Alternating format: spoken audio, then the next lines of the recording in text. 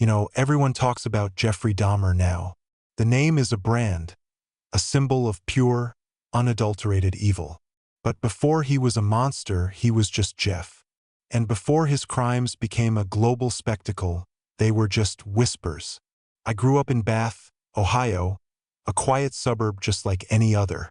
The kind of place where nothing ever happens. And that's where the real horror begins. Isn't it? Not with the blood and the headlines, but with the quiet boy next door. A shadow in the periphery of my own childhood. I was a few years younger, but our paths crossed. Bath wasn't a big place. You knew everyone or you knew of them. Jeff was always there on the fringes. He lived on West Bath Road, in a house that seemed just like all the others. But inside his world, a strange obsession was already taking root. I'd see him wandering in the fields or the woods, not like other kids playing games. He was searching. He collected things, dead things, squirrels, birds, stray dogs that had been hit by cars. He'd bring them back to a little shed in his backyard. We called it his dead animal museum.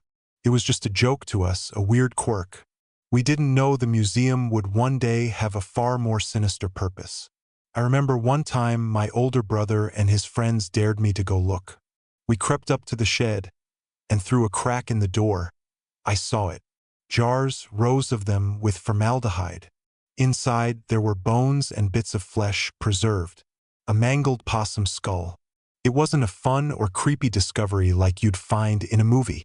It was just cold, clinical. He was so meticulous, even then, in his strange, morbid hobby.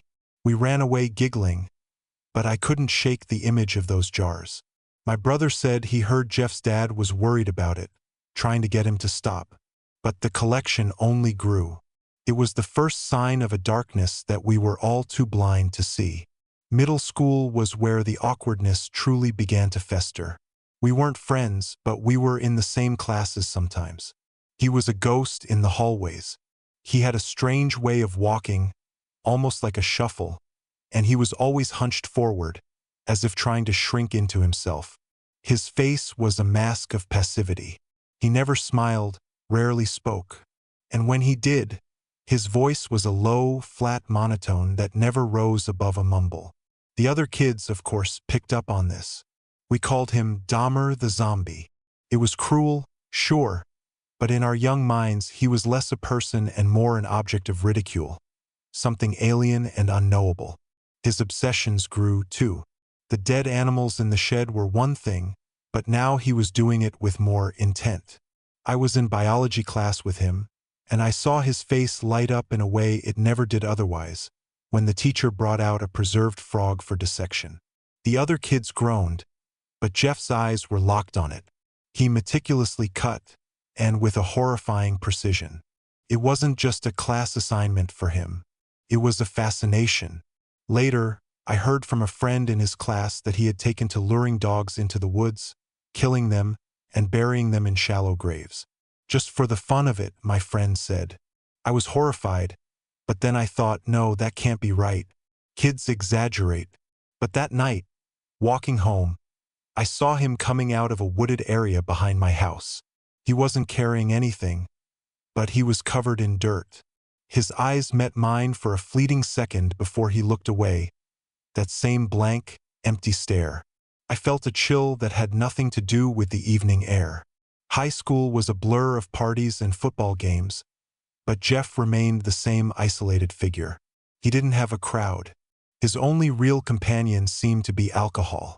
He was always drunk, or at least, he always seemed to have that hazy, distant look of someone who was perpetually nursing a buzz. He'd hide bottles in his locker, or in the woods behind the school. My friends and I would be at a party, and we'd see him there in the corner holding a cup and staring. We'd try to make a joke. Look, it's Dahmer. And then we'd get this uneasy feeling and just move on. He wasn't scary in a menacing way. He was scary in a profoundly sad, deeply unsettling way, like a lonely ghost. But then things changed. In the summer of 1978, shortly after we graduated, a name appeared on the local news. Stephen Hicks. a hitchhiker who had been picked up in Bath and never seen again. He was the first one.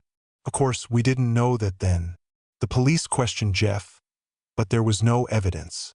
He was just a witness, a high school kid who had given someone a ride. It was a strange coincidence, and it sent a ripple of unease through our small town. The disappearances continued, but they were never connected. I didn't think about it much then, but looking back, it's a terrifying realization. The first body was buried just a few yards from my old bedroom window. After high school, we all scattered. I went off to college, started my life. Jeff joined the army, and I remember thinking, good for him. Maybe the structure, the discipline would do him some good. But it didn't last. He was discharged after 2 years for excessive drinking. I remember hearing about it through my parents. Jeff Dahmer's back, my mom said. A slight tone of pity in her voice. Came back a mess. Drinking worse than ever. He moved to West Allis, Wisconsin to live with his grandmother. And for me, he became a distant memory, a weird footnote from my childhood. I'd occasionally ask my parents if they'd heard anything. He's still a mess, they'd say. He got into some trouble a few times, but again, the details were vague. We didn't know that behind the scenes, the trouble was escalating into something monstrous. He was moving from fantasizing about murder to acting on it. The first victim in Milwaukee was Stephen Twomey, and Jeff's grandmother, a woman I'd seen at church socials, was living in the house with the corpse. We just didn't know. No one did. He was a master of camouflage. He looked like any other kid from a respectable family. He didn't fit the profile of a killer. And while he was living his double life, I was living mine, normal, boring, safe. The contrast is what chills me to the bone. The normalcy of my life, running parallel to a growing darkness that was just a few hundred miles away. And then it happened. The world stopped. July 22nd, 1991. I was watching the news, just flicking channels, when a special report came on. Police had found something unbelievable in a Milwaukee apartment. A gruesome discovery. And as the camera panned to a mugshot, the world, for me, went still. The face on the screen, gaunt and hollowed out by depravity, was instantly recognizable. Jeffrey Dahmer. The details that followed were a surreal nightmare. Mutilated bodies. Human heads in the refrigerator. A barrel of acid. A collection of preserved skulls, eerily reminiscent of the dead animals in his backyard shed. Everything I had known about him, every strange detail, every quiet moment, came rushing back in a tidal wave of sickening clarity. The dead animals, the careful dissection, the blank stare. It wasn't just weirdness. It was a preview. It was the dress rehearsal for a play with a monstrous, blood-soaked ending. My first thought was, it can't be. This wasn't the guy I grew up with. This wasn't the sad, awkward kid. But as the police photos were released, as his face appeared on every newspaper and magazine cover, the truth became undeniable. The quiet shadow from my past had become a literal monster. And the scariest part? I realized he had been one all along. We just never saw it. The trial was a gruesome public spectacle. I watched it with a morbid fascination, a need to understand the incomprehensible. He spoke with a chilling calm, a flat, affectless tone that was almost more horrifying than the details he was confessing. He admitted to killing 17 men and boys. He spoke of his desire to create zombies, to control his victims even after death. He described the process of drilling into their skulls, injecting acid and trying to keep them alive. He was so detached, so clinical in his description of pure evil. It was just another dissection for him, another experiment. He spoke about his motives, the feeling of being alone, the need for absolute control. He talked about how he would take pictures of his victims, each stage of their dismemberment, as a way to keep them with him, a grotesque scrapbook of his madness. And as he spoke, I couldn't help but picture the quiet boy in his backyard shed, meticulously arranging the bones of a dead animal. He had been practicing for years, refining his horrible craft. The jury found him sane, and he was sentenced to 15 life terms. A sigh of relief swept across the country. He was gone. The monster was locked away. But for those of us who had known him, the nightmare was just beginning. The knowledge that a serial killer was my childhood acquaintance became a constant, gnawing presence. Every time I passed the Dahmer house, I would feel a physical knot in my stomach. I'd see a picture of his parents on the news and wonder how they were coping, how they could live with the reality of what their son had become. The simple fact that they had been right there, trying to help him, and yet had no idea what was lurking in the shadows of his mind. Every once in a while, a friend from high school would call, and the conversation would inevitably turn to him. Remember when? But the memories we shared were no longer innocent.